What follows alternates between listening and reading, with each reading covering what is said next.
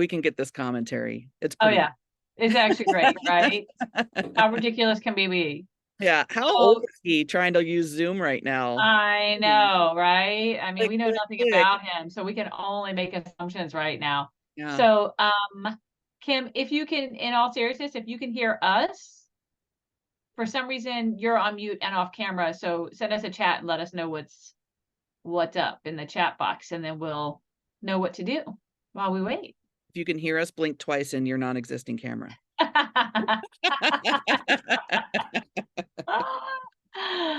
Ah, Shut your mouth all when right. you're talking to us. You know what? Would you please respect your elders, Jane? How many times do we have to talk about this? I'm trying. Jesus. Oh my He's God. listened to the podcast, and if he hasn't, he's in deep trouble. If he hasn't, he's in deep trouble, and he deserves whatever he gets right now, because Right. forewarned is forearmed. Somebody important said that sometime. I don't remember who. Maybe you should text him. All right. I will message him, because I think I did. I just shared my cell phone, but I don't have his yet. So let me go in there. Hi. We see you here, but no camera and on. You knocking, but you can't come in. That's right. That's right. That's right. All right. Let's see what he says. I guess it's possible that he logged in and then walked away. Maybe because Could be. I was doing story time. True. That's very true. That would scare anybody. Any and everybody would be scared by that. Yeah. This is very exciting. Look at this air plant of mine. There we How about now?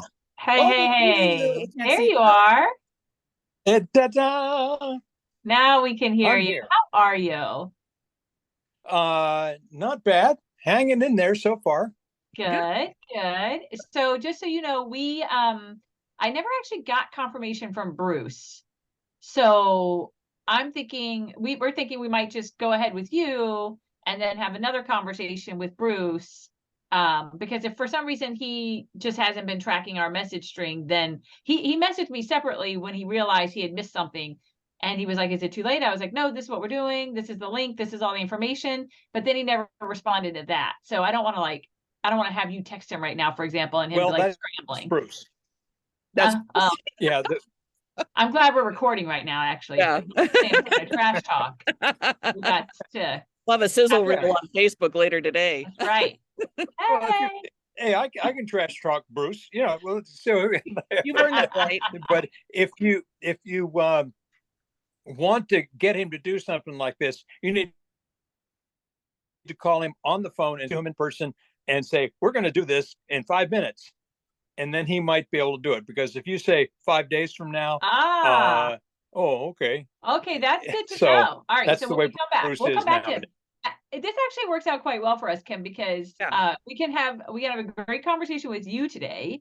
And then before this airs and he hears it, we can have the same conversation with him, and then we can compare your answers and see, it's like the dating game from back in the day, right? Yeah. And we'll see if you except for it's called family drama and we're stirring the shit pot. Exactly. So Kim, we're recording right now, but we're gonna just a second, we're gonna do our official opening.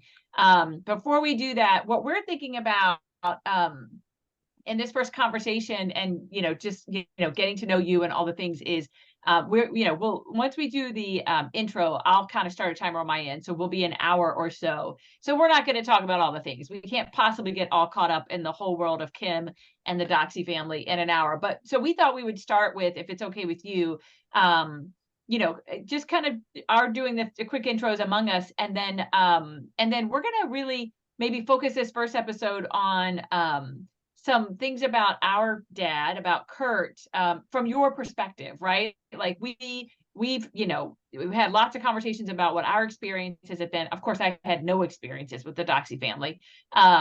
You're lucky. Oh yeah. I'm turning my video off, by the way. My Wi-Fi just got wonky. So we're super curious about what was going on in the rest, not what was like all the details, but like from your lens as a brother, how much you were aware of, what you experienced in terms of, your brother Kurt's adventures, if you will, across 3 decades. So we don't know how far we're going to get, but that's kind of going to be where we start, if that's okay. And then we'll come to a natural close when we can in an hour or so, and then we'll pick up if there's a future conversation, if you don't hate us after. Okay. All right. Whatever. Whatever. I like it. I like it.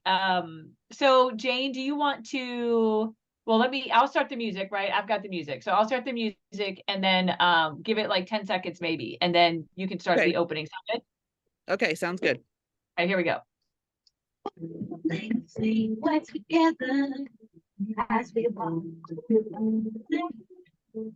I lied. Hold on. I want to back it up to the back it up. Hold on. I'll tell you. Up, almost. And here we go. That's it. There you go. You're listening to Dumpster Diving with Janice and Jane. And we have a special guest this week, or this episode, I should say. It's our good old Uncle Kim. Welcome, Uncle Kim. Welcome. Welcome. Well, thank you very much. Now, for context, Jane, let's set it up really quickly for everybody else. For context, this is my very first time ever meeting and talking with our father's brother. And is that true for you too? Or have you met Kim before, Jane? Oh, no. Yeah. Actually, the only time I don't remember ever meeting you, Kim, when I was a child, but I may have, but I don't remember.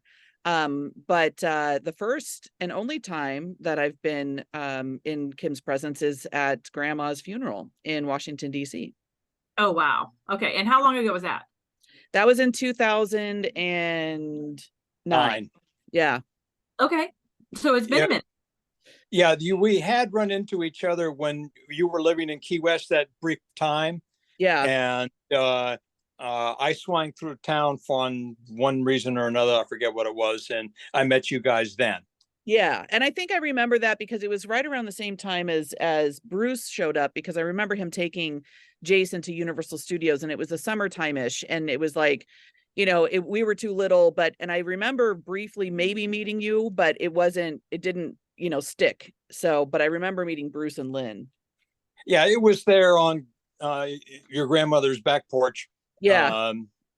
One afternoon. Yeah. Oh, you know what? I remember seeing a photo now. I remember because you were walking behind Jason and they took a picture, and I remember that now. So yeah, I do remember that. Okay.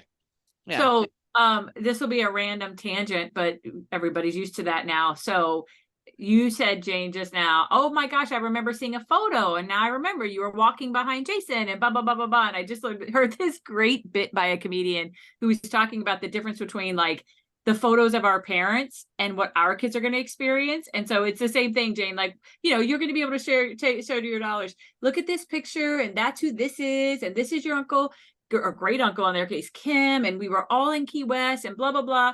Our kids 20 years from now are going to be like, look at this photo of this dinner that I ate. Oh, wait, here's a photo of me standing by myself in the bathroom, take a picture of myself. like, the great storytelling is over.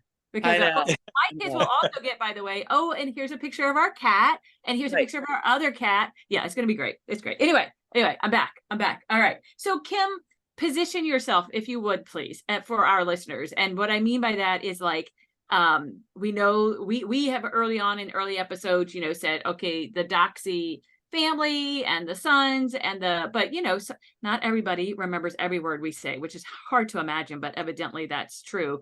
So position yourself in terms of like the Doxy family and where you fell in the order of birth and where you reside now, and just kind of some brief intro stuff. All right. I was tail end Charlie as far as the boys go. Kurt was the eldest. He was born in 42. Bruce was next, and he was born in 44. Then came Jan, and he was in 47, and I came along in 49. And then 15 years later, we adopted Sabrina while we were living in Hawaii. Okay. And now, so you want me to go from there to where I am now? Yeah, absolutely. Oh, okay. I'm now retired, and that's a full-time job if you haven't figured that out yet. And you don't get a day off. There's no holidays. There's no You summer are break. retired. Yeah, there's Yeah. no weekends. And there are no weekends, nothing. And so I'm living in Tallahassee right now, by Nice. myself. My wife died back in 09. Matter of fact, grandma and my wife died about 3 days apart from each other. So wow. that we got to have one funeral. That was made it nice and easy for that. But so that was in 09. And other than that, what have I been doing here? As little as possible. I love that. We can all aspire to a retirement that actually involves doing as little as possible. My husband is retired Navy, and he works for Navy contractors now, and so he keeps asking that question, like, how did I retire but yet I have a full-time job? And I'm like, babe, just keep going, you're fine. Roll with it. Roll with it. We have Exactly. goals. It's all good. Yeah. It's all good. When I retired from the Air Force, they still had that law in place that if you were an officer, you would lose half of your retirement pay if you went to work for the government. Are you kidding? What? Wow. No, I'm not kidding you. Yeah. And so I started down and looked at a couple of jobs that I was interested in and qualified for. And I said, I'm going to have to take a large amount of cut in my pay, my retirement pay. So they're not paying me enough to do that. No So I way. went off and Yeah. Give up the free money in order to work for other money. That makes zero sense. I can imagine how. So you've been retired for how long? since 94. So coming up on 30 years. Oh, okay. You are not allowed to meet my husband because you will be a bad influence. So we're just going to keep you two away from each other for a little while. I'll let you know. Maybe like 10, 15 years from now, then you can have a conversation. But for now, we're going to keep. So you have 3 children too, right? Go ahead. Sorry, Kim. Yeah, you have 3 kids yourself, right? Correct. Okay, so run them down for us. Okay. Michelle is the eldest, and she is 52 now. And she's living in just outside of Albuquerque. wow. She's got 2 kids and 2 grandkids. So I have 2 great grandkids. 3, excuse me. 3 great grandkids. That's right. It's hard to keep track of that. And then Monica is living up just outside of Springfield, Massachusetts, and she works for the VA. Shelley works from her place in Albuquerque. She works in Washington, D.C. remotely, which is kind of cool.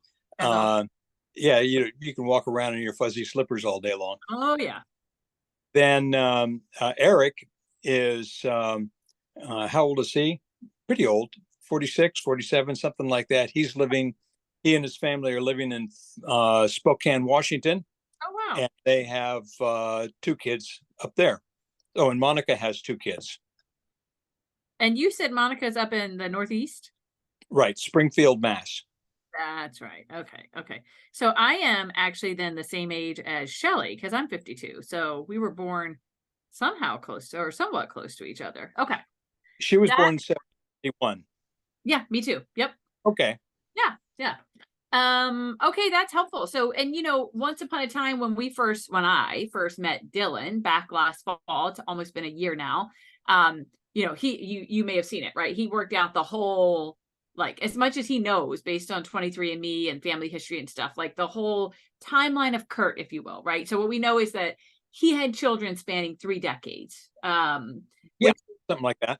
Amazing, right? And so I want to so it's helpful for me to hear you share again among the siblings, the Doxy siblings, where you fall, and then your own family, because they're just, when I think about the vastness of the number of people, right? And I've met obviously Jane and I and Devin, and I met Sarah. I had a chance to meet Sarah last fall. And of course I've met Jane's youngest kids. So that's kind of the scope. I'm following a lot of people on Facebook now and connected that way, but haven't, aside from you and Bruce, who've reached out so kindly, haven't, had specific kinds of conversations or communications with folks. And honestly, for me, it's about like, if and when people would like to do that, then they'll let me know. Right. And I don't say that as in like, oh, you have to approach me first. I'm not 16 in high school, but more of a, I know for myself, at least my own, understanding is like, I know I'm assuming from the family perspective, it was tough to keep track of all of Kurt's children. And we want to hear from you about that. But to my knowledge, I was completely unknown until Dylan made the connection with one of my daughters on 23andMe. So I just feel like there's this whole, like, I don't want to upset anybody. Right. So that's kind of how I've been taking it. And of course, I'm sorry, Dina, of course. Sorry, Dina. Sorry if you're listening. Sorry. I didn't mean to forget you. Yes, I've met Dina a couple of times. And of course, she's wonderful and kind and so sweet. So anyway, so Jane, do we want to just start with like, so tell us about your view from those 3 decades, or do you have something else you want to jump in with? Because I know you two haven't had a really close connection with Kim. Yeah. I mean, I'm here for the ride. So wherever you want to start, Janice, that's fine with me. So let's do it, Kim, if you're good with that. Like for us, I think we're super curious about, like, we've had some really intense conversations, and I don't know how much we don't know how much you've listened to all of our episodes, but we always like to assume everybody listens to all of it.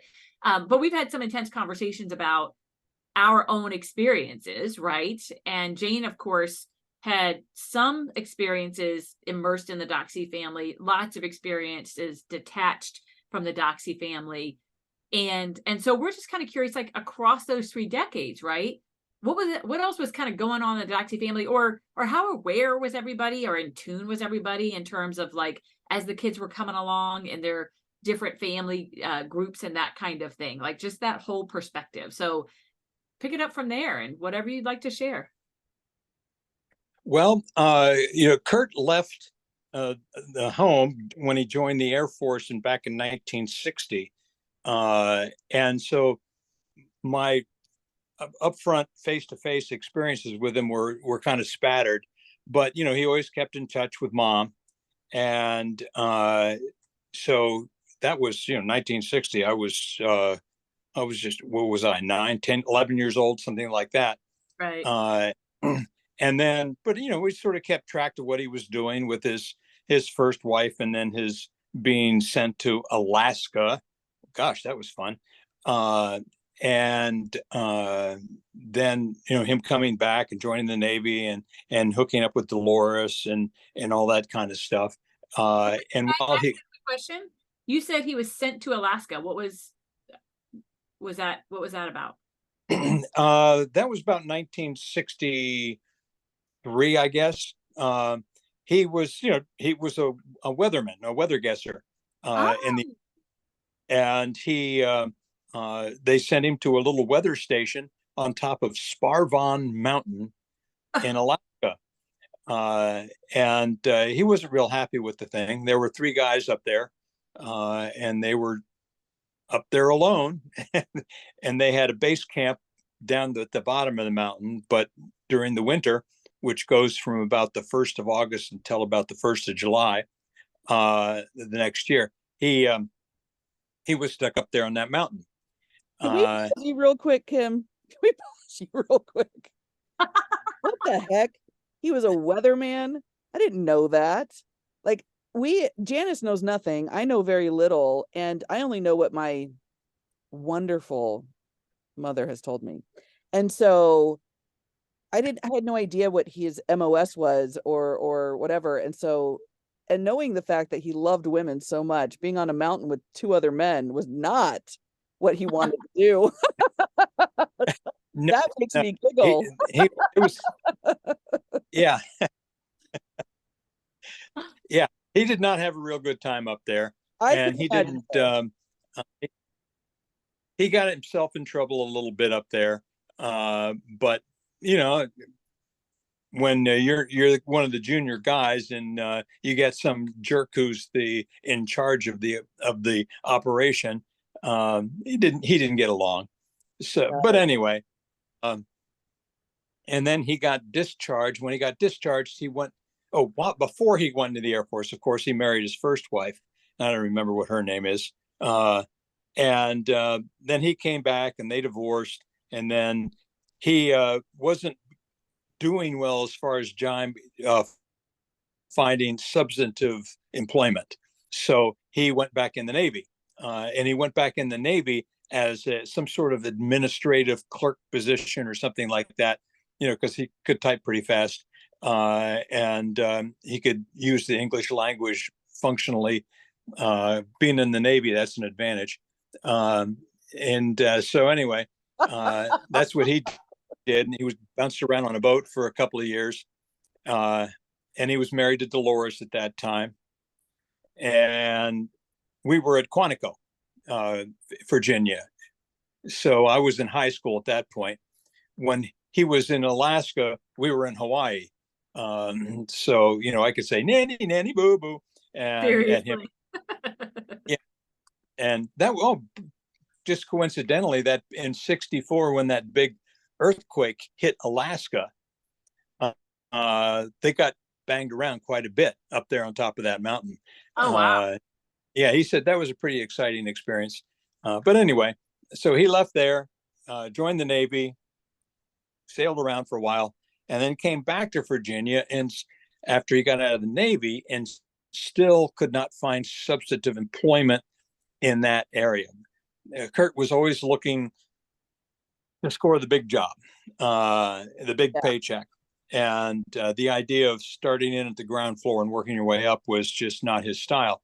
And so he packed up, and he told me once, he says, Dolores, sweet lady, she did not want to leave the bosom of her family down there on Aquia Creek in Stafford, Virginia. And Kurt said, well, I'm not sticking around. And so he took off. And he headed out to California and hung around with Bruce for a while. So he and Bruce were in close proximity with each other for a number of years down there in Southern California. And that's where he met his third wife, Lynn, and then is where he met his fourth wife, Patricia. And, that's what he did a lot, was meeting new wives. But so he was bouncing around job to job, had some, but he was, again, like I said, he was always get in a position and want to move forward. And at that time, Bruce was just, doing his thing down there. He was fixing cars and had a gas station, and he was doing other stuff. And, again, Kurt was trying to score the big one. And that was kind of his downfall there. Yeah. And that was in the 70s. And in 74 is when I went to OTS in the Air Force, and I went to flight school in Sacramento. So I had some little interaction with them for about a year, which is 74, 75, 76 timeframe, that I had a little bit more interaction with them directly. And then I went off to Japan with my family, and they were banging around, and that was kind of and telephones were not like they are today. There was no internet. I know you don't believe that, but trust me. We remember. We remember. Yes, we're old enough for that shit. Yeah. We didn't have cell phones. Yeah. So that is Kim, the revealing thing for me then is, maybe it's confirming, because Dylan's time frame may have helped with this, but so clearly then he connected with my mother when he was, I'm assuming, married to Dolores, because if Dolores's family is ensconced in Stafford, Virginia, I was born in Fredericksburg. That's where I was born, and I was raised in Spotsylvania. So my mom's family was really from that Fredericksburg area. So that's the little light that's been shed for me, like, okay, that's the right timing, that's the right location, because I think for Dylan, couldn't quite figure out where people geographically were. So that's a gap that you just filled for me. Right. Yeah. Did you spend much time in Fredericksburg? Oh yeah. I mean, so my youngest until I was about 5, we lived in like the Stafford, Fredericksburg area. And then we moved to Spotsylvania. And then that's where I grew up mostly.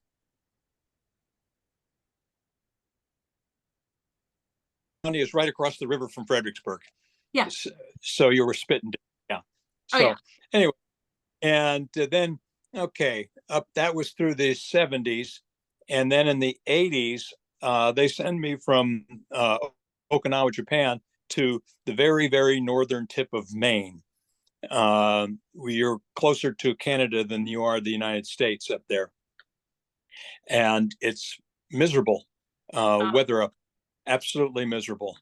And so I spent 3 years there, and I had a little bit of interaction there. That was when Kurt was in, the time frame was 78 through 81 for me.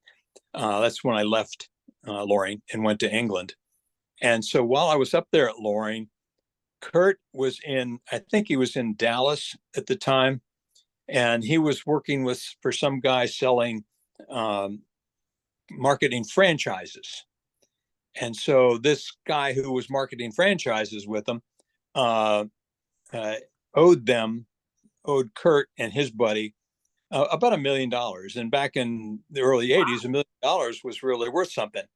Yeah. And so it was on that $1 million obligation that they started working on setting up their own little franchise business. And it was going to be Precision Tune, I think, or Dynatune, whatever. And I did little graphics works for him and stuff like that. And he said, "Oh yeah, we're going to pay you. We're going to pay you." And of course, he never did.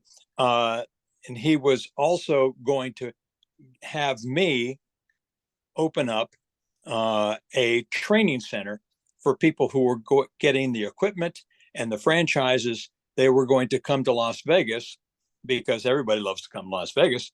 And that's where we were going to locate the thing. And I was going to be running that. I was a shop teacher. I had a bachelor's and master's degree in shop and all that kind of stuff. And so I fit the bill. And Bruce was going to move to Australia and ramrod the franchise operation down there. Wow. And they had ordered equipment, and it was crated and sitting on a dock, and they had put money down for buying a filter factory, a factory that makes oil filters and air filters and fuel filters, all that kind of crap for cars. And this way they would have their own brand. It was a big operation. And all of a sudden that guy that owed them $1 million said, "Nah, I'm not going to pay you." Oh, wow. Yeah. And what was, I had put in my papers to get out of the Air Force. And that was in 1980. I had put in my papers to get out of the Air Force to do that for him.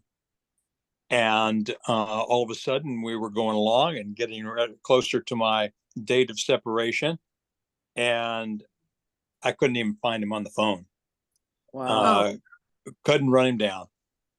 And Bruce had a hard time running him down too. And Bruce had owned this big house in someplace in Southern Cal, someplace just south of LA, down toward Escondido, someplace, Southern California.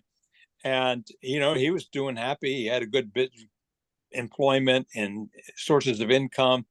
And he was sold all that. He was ready to go. And the whole deal fell through. So that really put a bad taste in Bruce's mouth for a long time. Wow. Because screwed him over. And when Bruce told me that, I immediately went down and pulled my papers to stay in the Air Force. Yeah,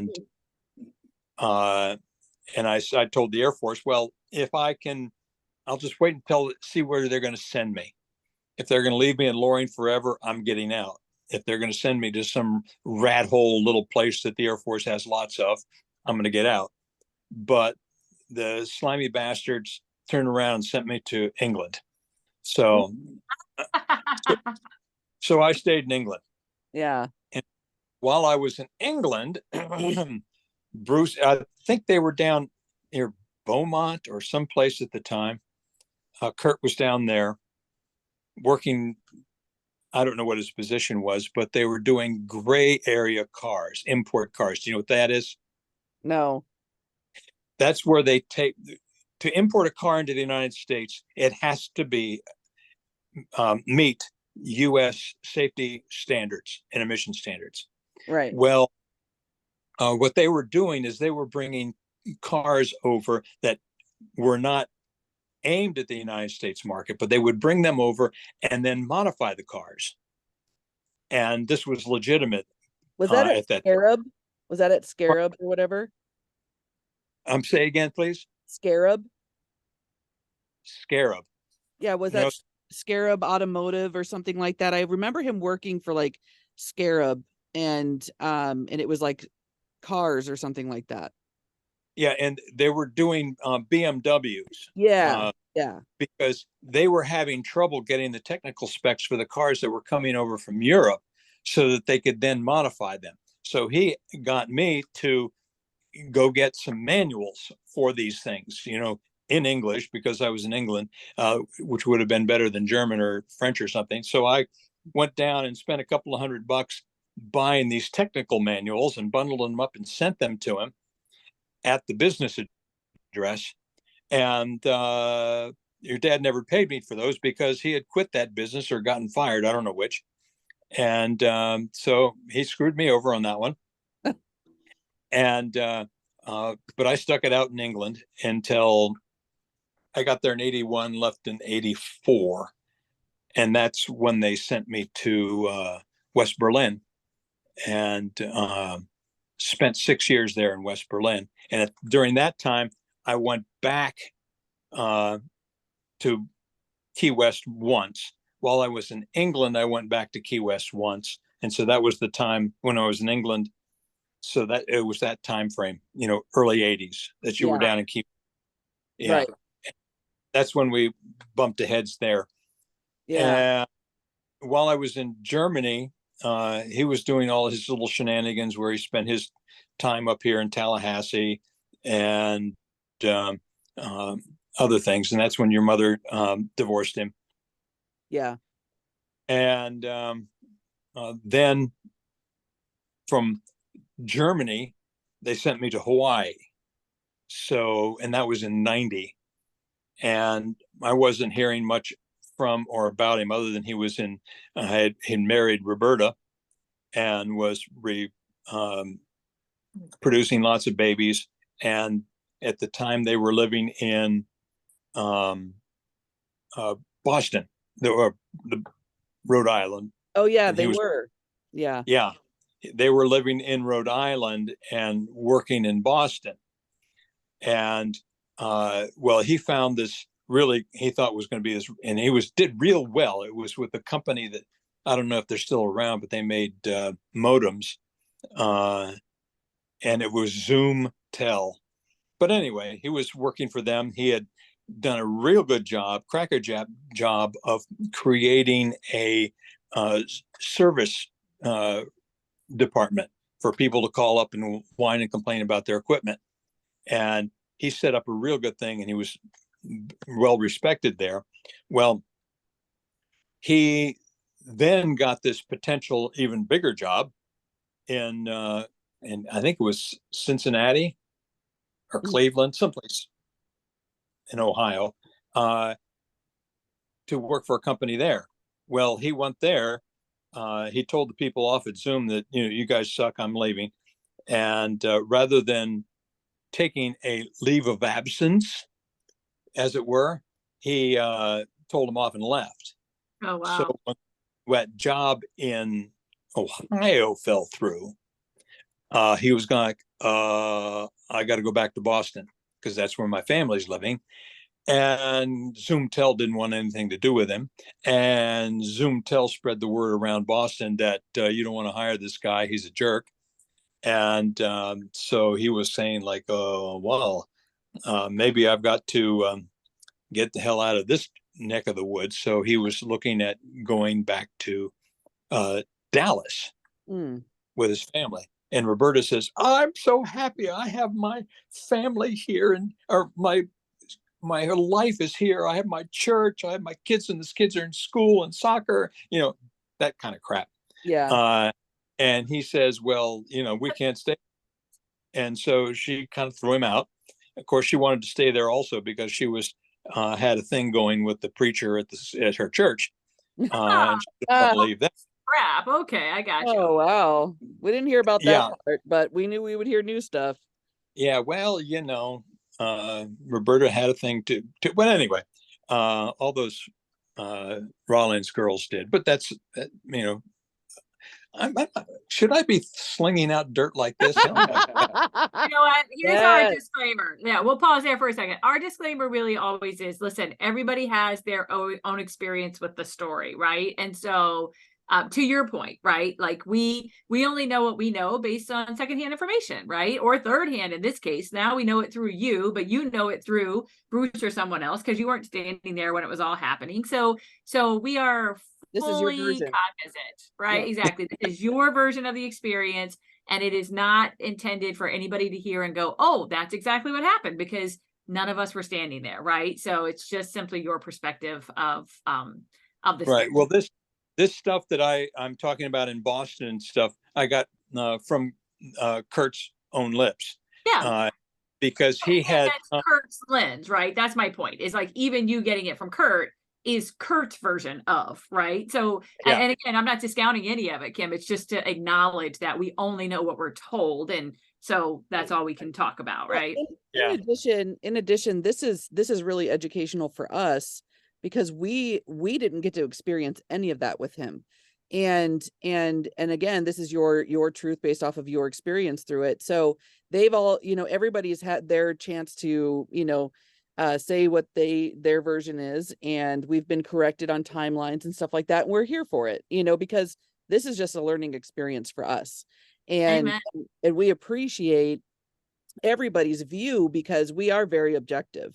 We are very open-minded. We're both coaches. So we get that. And we want that because my bias was my bias because of my mother. And then when I got to spend some time with Kurt when I was 18 years old, I got his perspective, and it was much different than my mother's. And Yeah. other things that happened in my life, those puzzle pieces started clicking together and going, oh, that's when she lied to me that for the 1 billionth time and said it was this, it was actually this, and so it's therapeutic for me, quite honestly, because I like storytelling and I like all of those things. I'm sitting here smoking my weed, listening to all the stuff that my dad has done. And it's funny because when you say that he went in and wanted to be the top dog, and so I have that mentality, but I do I do all of the work. I'll climb that ladder, but I'm going to show you that I'm climbing the ladder because I'm bringing you along with me because I'm also a great leader. And so it sounds like that he was also that type of person, but maybe didn't input the things that he needed to complete the cycle, So now I know, like, okay, I'm like my dad, but better. Well, and honestly, Jane, the other thing, again, another clarifying point for me was, I feel like from Dylan, we got some of the California backstory, of course, because he was there with Bruce, and obviously Dylan was there too. And so that was what you revealed, Kim, though, was that story about like the franchise business and the person who owed them $1 million, and he was going to, like, that's all, it all sounds like that was the closest he got to the quick payoff, right? But he was also putting in the work to design it, make something happen, and build something, so much so that you were ready to leave the military to go be a part of it. And then it backfired, something that was out of his control, right? The original person just opted not to pay. And so all of that fell apart. Like I can only imagine how crushing that must have been for him in terms of getting that far down the road and so that's an angle, like you said, Jane, that we had not heard. That level of detail and understanding of that whole time period was something that's brand new to us. So I really this is so great. Yeah. And the fact that you guys were so connected when we were so disconnected, and so being able to fill in the gaps is really cool. So we appreciate this so much. Yeah. Well, a lot of the things that Kurt did was he was kind of a hooligan, but like that things, like you say, they really did nail it, because they did such a good job figuring out how to sell franchises when they decided to do their own. And they had it worked out. It was such a good plan that both Bruce and I were ready to, change directions on a dime to Wow. support it. That's So, awesome. and I thought, and nothing else like that ever came his way again. Maybe if he had stuck it out with Zoomtel in Boston, he might have done well. But Sure. and then that time he went out when he was, anyway, he ended up in Florida in the early 90s, mid 90s, whenever it was, living at grandma's house. Of course, he had his first strokes while he was in Boston, Oh, and okay. they weren't debilitating. About the only thing noticed is he had slurred speech, Right. even when he was sober. So he, but then when he came down to to Melbourne, Florida, where Mom and Dad were living, he wasn't doing real well with stuff. But then I guess it was in 90, well, sometimes in the early 90s, he got a job offering out there. In the company was in Silicon Valley, San Jose or someplace, and they were thinking about moving their whole corporate office up to Reno, because the cost of doing business was so great in the San Jose area, that they could give everybody huge raises, and still be saving money. And so he went to Reno to help scout out the area and help plan the area, to help them move, to say, hey, here's an office building that's empty, here's a whatever that's vacant and near the major trunk lines for fiber optics and all this kind of crap, the stuff that they would need. And that's when he had another stroke. And that Oh, was, wow. yeah, that was a big one, because the company hadn't heard from him a couple of days. He was in this motel, and Bruce and Lynn had not heard anything from him. So they literally went over there to the room and found him, Oh, uh, wow. and packed him up and shipped him back to Florida.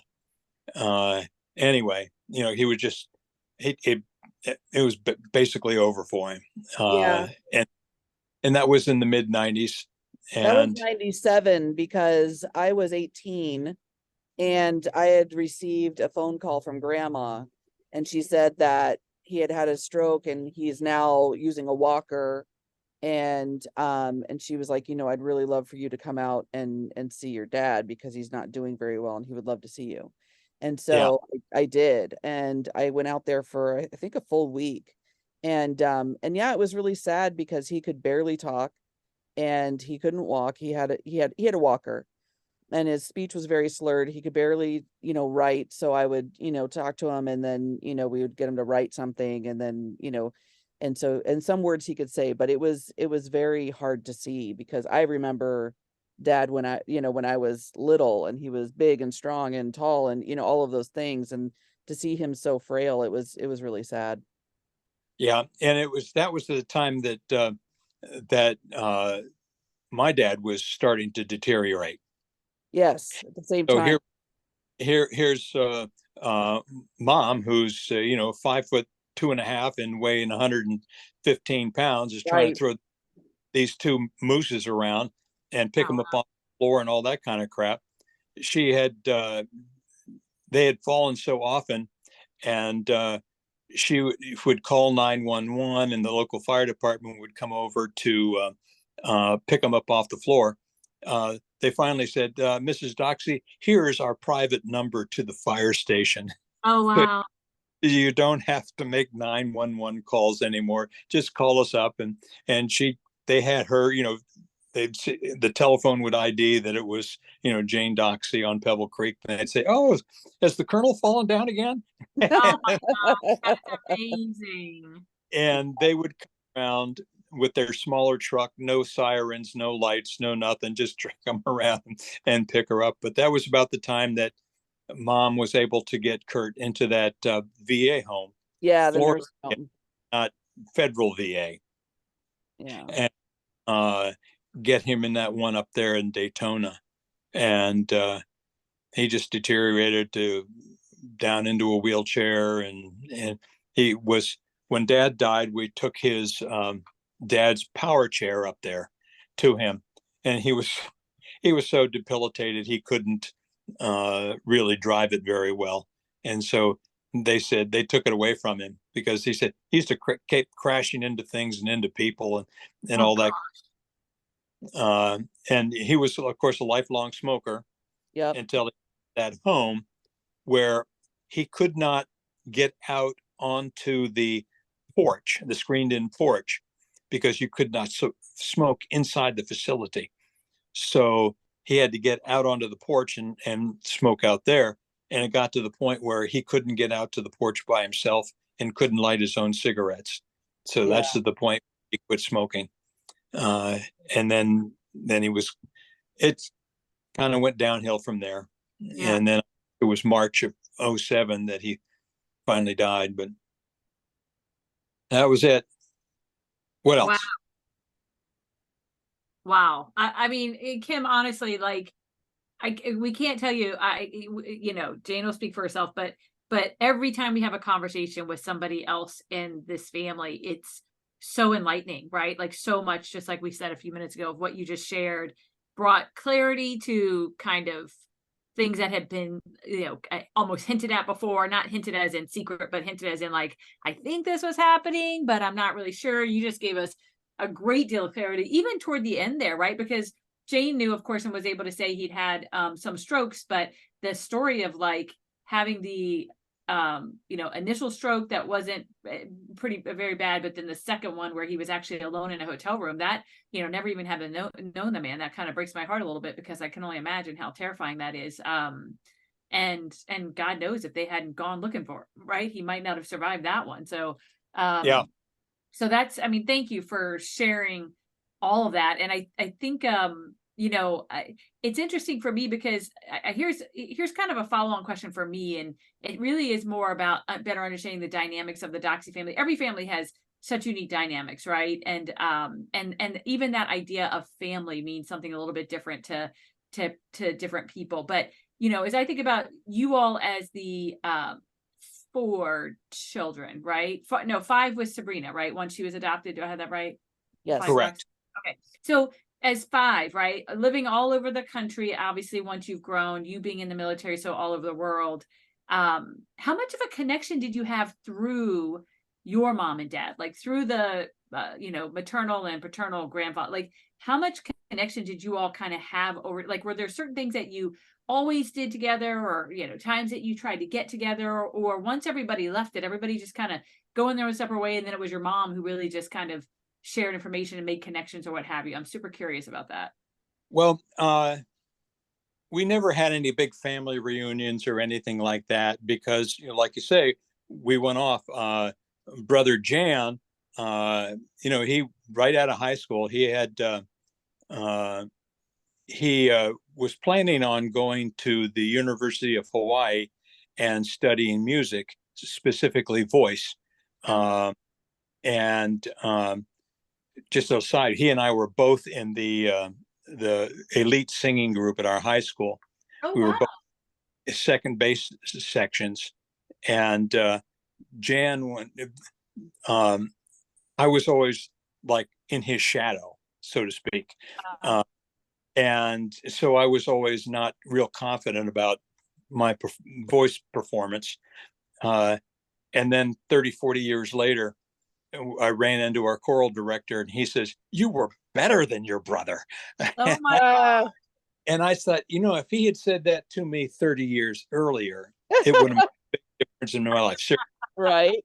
Sure. But anyway, Jan was planning on going to the University of Hawaii, studying voice, and he had a real solid girlfriend, her Chinese girl. Her name was Suzanne Chi, and they broke up. And Jan just said, "Screw this," and he went and enlisted in the Army. And he said, "This way I can get GI Bill benefits and go to the college wherever I choose to go and all that jazz." Right. Well, and so the last time I might have a copy of it someplace. The last picture we had of all of us, all four boys, Sabrina, and mom and dad together. We were living in quarters at Quantico. Oh, wow. Bruce was in the Army because he had been drafted, and Kurt was in the Navy, and Jan had just enlisted in the Army, and I was still running around in high school. And there's a picture someplace of that. I'll try to post it if I can That find would it. be amazing. Yeah, I know. I would love to see that. That'd be really amazing. Yeah. And Yeah. that was in 1966. The last time we were all together at one group alive. And then Bruce went off and did his thing and in the Army, and ended up in Fort Silly, Oklahoma with Avril.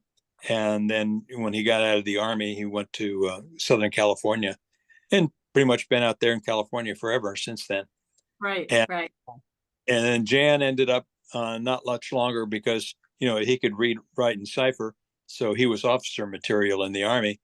And they sent him to OTS, and immediately sent him to, shortly thereafter sent him to Vietnam. He was killed in February of 68. Yeah. So I was still in high school at the time. Wow. And let's see. After that, again, Bruce and Kurt were out there in Southern California in close proximity with each other for a number of years. And after I went to college, my bachelor's and for my 2 master's degrees I did right here at Florida State in Tallahassee. And then I tried being a public school teacher for a couple of years. And I thought, well, this is really a stupid thing to do. Janice. Yeah. What? Janice is an educator and used to be a principal. Yeah.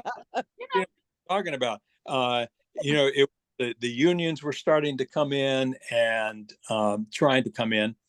And I was a teacher with a master's degree in one of the best paying counties in the state of Florida, Key West, Monroe County. And when I quit that and got in the Air Force as a second lieutenant on flying status, my salary doubled.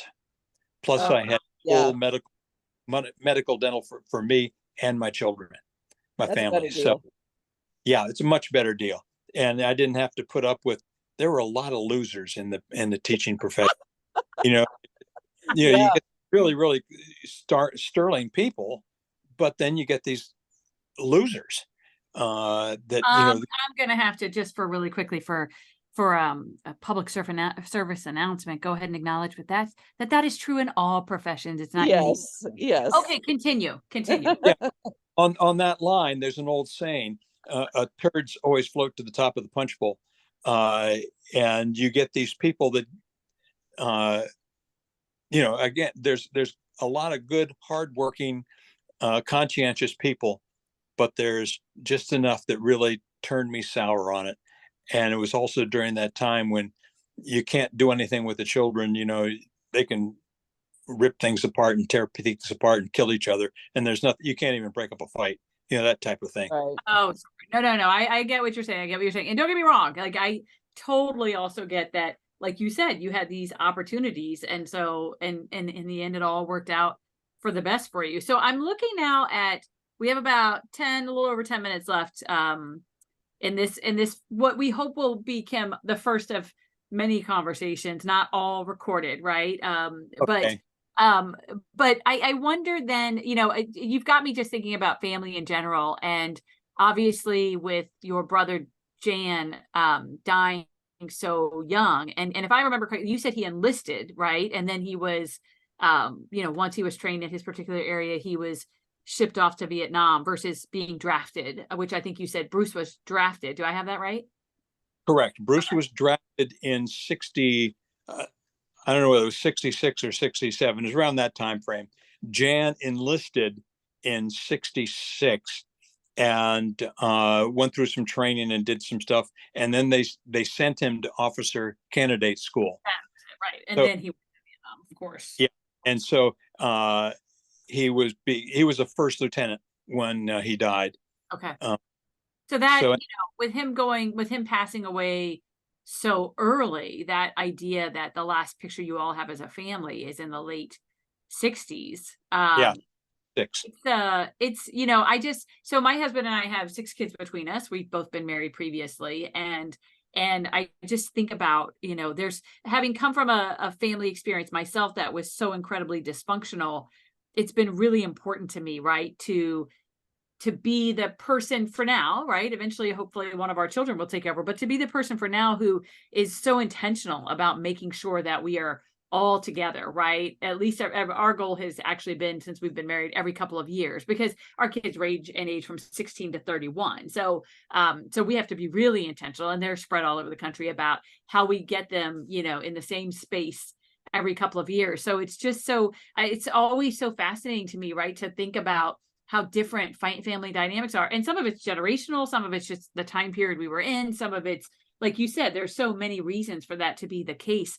So it's really just fascinating. And even just in the kind of scope of, what it looks like, if you will, to be family, to hear the story.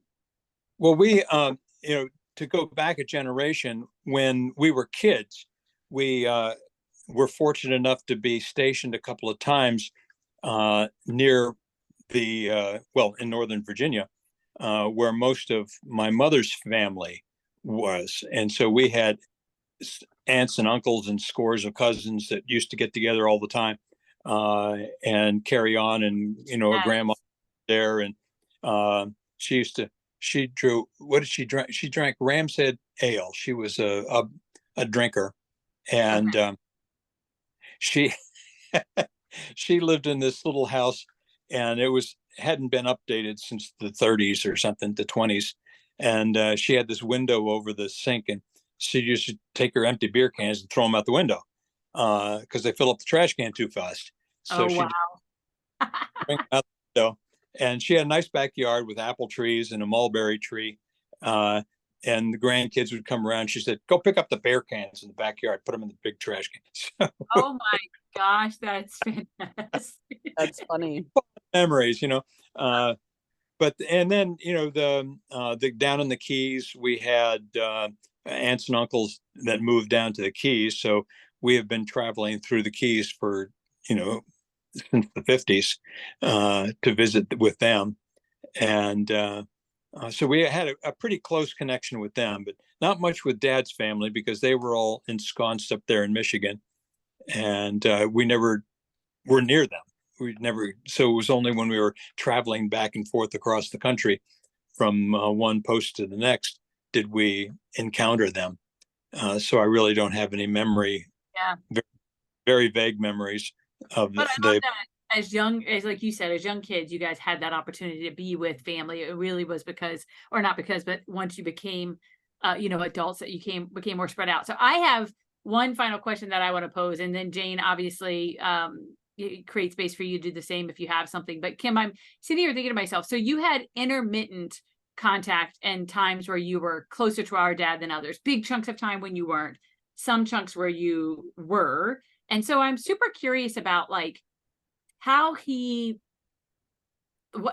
your knowledge, again, this is you making some assumptions, if you will, based on your conversations with him over the years, and knowing that it's been a long time since those conversations happened, since he passed away so long ago. But I just wonder about, like, how he spoke to you about his kids, right? He had kids by that time, like, across multiple wives all over the country. Like, did he see them as like a collective unit? Was he only focused on the I hate to say it this way, but the kids who were in front of him at the moment, and wasn't really, like, attending to, if you will, the kids who weren't? I'm just super curious about that. And so I don't know if you can shed light or not. And if you can't, that's totally okay, but it's worth an ask. The impression I get when the way you ask that question is pretty much who's standing in front of me right now. Yeah. And I think you probably, Jane, you probably remember that he was a pretty nice dad when he was there. Yeah. Yeah, he And wasn't he wasn't yeah. I have a story of when he wasn't very nice, but he definitely favored Devin over Jason and I. And so Jason and I definitely got the repercussions from that. But uh he wasn't terrible, and I have several fond memories with him.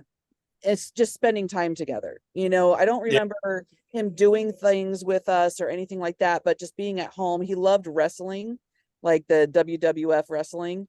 And so I yeah, remember sitting on the couch with him watching wrestling, and he enjoyed it. And as he chain smoked cigarettes and drank Pepsi, like I don't remember him being like a drinker or anything like that. But I know that he was, definitely a force to be reckoned with if he was upset. I mean, he was intimidating, that's for sure. yeah, Um, and I do have an instance where he was pretty abusive towards me because I was supposed to be responsible for Devin, and I was 5 and Devin was 4. So it wasn't a uh, good experience. But, you know, uh, but that being said, I feel like he was a good dad. Like, I don't remember him being crazy, or anything like that. And I think it really helped because my mother was so crazy. So it balanced it out. But because once he was gone, oh God, she was a totally different person, and that's when I really started noticing that she had problems. So um yeah, he wasn't yeah. bad. But he never really talked about his other children from other marriages. No, no, he never. I didn't know I had other siblings until after he left. And then I heard about Jan and Sarah and stuff like that. But those are the only two that I knew about. And then once I went to Florida, to see him, I then realized how many kids he had with Bobby, and stuff like that, and how young they were. And I was like, oh wow. So, but it was mostly grandma telling me, she was the one she was the glue. She kept tabs on everything that Kurt did, if it feels like. And so she always knew the birthdays she always kept everybody connected. And that's what I really appreciated about hers, because she was my only connection Yeah, to my father, who I was told was no longer my father, and I had to call my stepdad dad, and that was and if we didn't, we would be in a lot of trouble. And so, we got brainwashed into thinking that he was, the Antichrist or whatever, and that we were told we could not have any contact with him until after we turned 18, yeah, and that he wasn't our dad anymore. And so, we were brainwashed by my mom and my stepdad, and that sucked, and I remember how it felt. And then to sit and wonder, like, does he think about us? Does he want to get us? All of those things, because we were in a really shitty situation with my mom. She was super abusive, very mentally ill, would make very emotional decisions and stuff. And it was just like, okay, so he doesn't care, and we're left with a psycho, and that's how it felt. yeah, yeah, yeah. Well, And that's one of those, the kinds of things that there'll never be resolution around, right? Because the only Yeah, person to bring resolution is obviously Kurt himself. So, right. so I'm listening to you talk, Jane, and I am thinking this to myself, right? This has all been a little surreal for me, right? And it is fascinating to realize that, 12, there are 12 or 11, um, for me, 11 half siblings out there. Obviously Jason has passed away, Yeah. but to think about the scope of that, and my experience, of course, I grew up in a crazy and dysfunctional family, very unsafe environment, and literally, quite literally, walked away from that maternal biological family as soon as I could, right? When I left for college. College was my way out. And so, and with the exception of a cousin, right? One cousin who I connected with later on in life as an adult, I have zero connections there. And so what I do value about all of this is that, like a lot of families, there's a lot of craziness here in terms of genuine, right, mental health issues, but also in terms of just the, dynamics and the story across all these decades. And so I appreciate kind of coming in after the fact, right? Because coming in after the fact, Jane, to your point, like you live with that, right? You live with those memories and those experiences, the good and the not so good. And for me, it's really about just being able to, kind of recognize what a gift it is to step back and say, okay, because of Kurt, even though like the only thing he did was, take the genetic act that it takes to make a baby, right? But because of that, I, now 35 years later, right, I have Jane in my life, I have Devin in my life, Kim now, hopefully I have you in my life, and it doesn't, for me, it's like the stories before that don't have necessarily or near the amount of weight as the potential stories we can kind of write together moving forward. So that's something I'll be grateful for a long time. Yeah. Yeah. And for me, this has been a really cool experience because again, like I said earlier, this is all the stuff that was in between that, was through the lens of my mother, who obviously had, an agenda and spewed nothing but negativity and everything about our father and ill will and the family, and they don't even care and blah blah blah. And it's like, when you're surrounded by that all the time, you do have those negative thoughts like, okay, they just don't care, we're stuck in this shack with no electricity and barely eating at homeless kitchens and just dealing with all of this stuff, and thinking that nobody cares. And I knew that grandma always did, but I didn't know if Kurt did or not. And once I got to see him again, it was like some of those things, like I said, the puzzle pieces clicked together, and I'm like, oh, okay. The reason why we moved from California wasn't because what my mom said, how family members were trying to poison us. It was Kurt found us and they skipped town.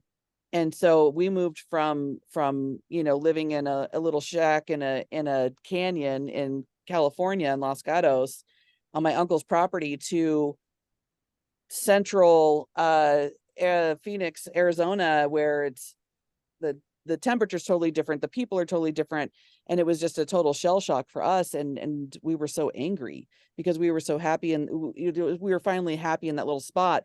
And then my mother tells us all this stuff. And then I find out after I'm 18 that it was him that found us and we were running from him. And I was just like, wow, okay. My mom really worked hard at keeping us away from him. And he did, he was like, I found you, and he sent a letter or something like that. And then the next thing he knew, we were gone, and everything, all the traces were erased.